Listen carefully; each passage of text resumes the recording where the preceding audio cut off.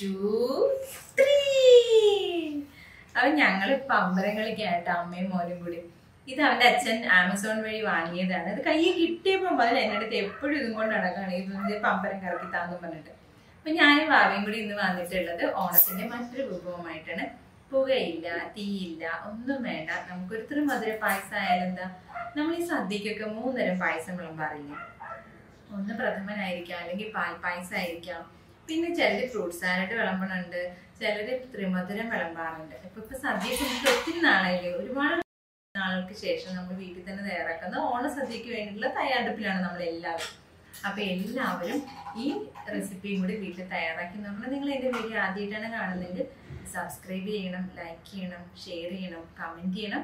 അപ്പം എങ്ങനെ നമുക്ക് തയ്യാറാക്കുന്നതെന്ന് നോക്കാം.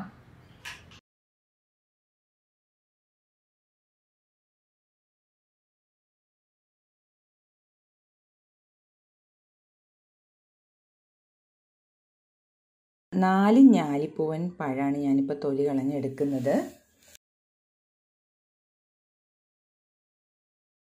ഇത് നന്നായിട്ടൊരു ഫോർക്ക് കൊണ്ട് നന്നായിട്ട് ഉടച്ചെടുക്കണം.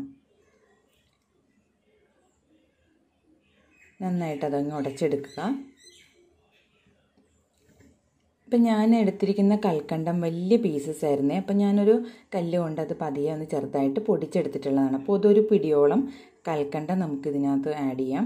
ഉണക്കമുന്തിരി ഒരു പിടിയോളം ഇടാം. ഇനി ശർക്കര, നമ്മൾ ഗ്രേറ്റ് ചെയ്ത് വെച്ചിട്ടുള്ള ശർക്കര ഇട്ട് കൊടുക്കാം. അപ്പോൾ ഇതെല്ലാം കൂടി ഒന്ന് മിക്സ് ചെയ്യാം. നമ്മൾ എടുത്തു വെച്ചിരിക്കുന്നത് ഈന്തപ്പഴം കൂരി കളഞ്ഞിട്ടാണ്. അപ്പോൾ കൂരി കളഞ്ഞ ഈന്തപ്പഴം ഇതിനായിട്ട് ചെറുതായിട്ടൊന്ന് നമുക്കൊന്ന് കട്ട് ചെയ്തെടുക്കണം. അത് ഞാൻ ഇതിലേക്ക് കട്ട് ചെയ്ത് ചേർക്കുവാണേ. ഇനി ആവശ്യമുള്ളത് തേനാണ്. ഒരു നുള്ളോളം തേൻ ചേർത്ത് കൊടുക്കാം. പിന്നെ നമുക്ക് ആവശ്യമുള്ളത് നെയ്യാണ്. നല്ല പ്യുവറായിട്ടുള്ള നെയ്യാണ് നമ്മൾ ഇതിനായിട്ട് ഉപയോഗിക്കേണ്ടത് കേട്ടോ. വീട്ടിൽ തന്നെ തയ്യാറാക്കിയൊക്കെ എടുക്കുന്ന നെയ്യാണെങ്കിൽ വളരെ നല്ലതായിരിക്കും.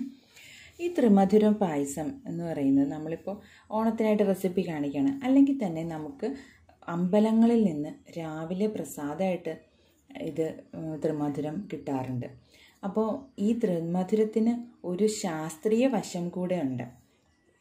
അതായത് 1 ടേബിൾ സ്പൂൺ ത്രിമധുരം അതിരാവിലെ വെറും വയറ്റിൽ കഴിച്ചാൽ ഒരു ദിവസം തലച്ചോറ് പ്രവർത്തിക്കുന്നതിനുള്ള ഫ്രസ്റ്റോഡ് ഷുഗർ അതിൽ നിന്നും ലഭിക്കുമെന്നാണ് പറയുന്നത്, കെമിസ്റ്റ് പറയുന്നത്. തലച്ചോറിൻ്റെ പ്രവർത്തനത്തെ ഉത്തേജിപ്പിക്കുന്ന ഒന്നാണിത്. അപ്പോൾ പഠിക്കുന്ന കുട്ടികൾക്കും കുഞ്ഞു കുട്ടികൾക്കൊക്കെ നമുക്കിത് വളരെ നല്ലതാണ്. രാവിലെ തന്നെ ത്രിമധുരം അവരുടെ നാവിൻ തുമ്പത്ത് തൊട്ട് കൊടുത്താൽ അവരുടെ ബുദ്ധി വികാസത്തിന് വളരെ നല്ലതായിരിക്കും എന്ന ഒരു ശാസ്ത്രീയ വശം കൂടി ഇതിനുണ്ട്. അപ്പോൾ എല്ലാവരും ഈ ഒരു റെസിപ്പിയും കൂടി തയ്യാറാക്കി നോക്കുമെന്ന് വിശ്വസിക്കുന്നു. അപ്പം നമുക്ക് പുതിയൊരു എപ്പിസോഡിൽ വീണ്ടും കാണാം കേട്ടോ.